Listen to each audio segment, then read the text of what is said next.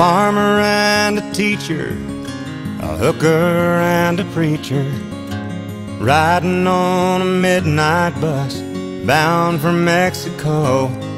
One was headed for vacation, one for higher education, and two of them were searching for lost souls. That driver never ever saw the stop sign, and 18-wheelers can't stop on a dime. There are 3 wooden crosses on the right side of the highway. Why there's not 4 of them, heaven only knows. I guess it's not what you take when you leave this world behind you, it's what you leave behind you when you go. That farmer left to harvest a home and 80 acres, the faith and love for growing things in his young son's heart.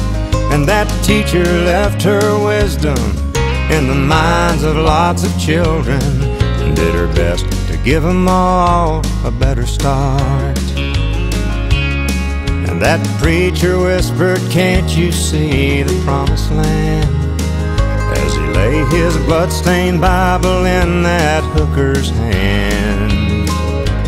There are 3 wooden crosses on the right side of the highway. Why there's not 4 of them, heaven only knows.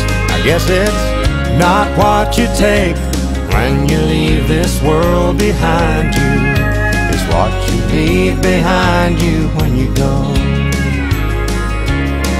That's a story that our preacher told last Sunday as he held that blood-stained Bible up for all of us to see. He said, "Bless the farmer and the teacher and the preacher who gave this Bible to my mama, who read it to me."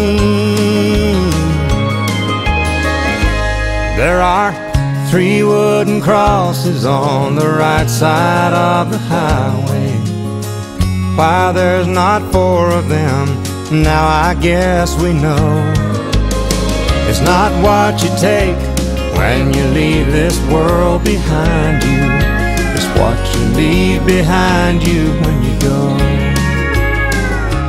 There are 3 wooden crosses on the right side of the highway.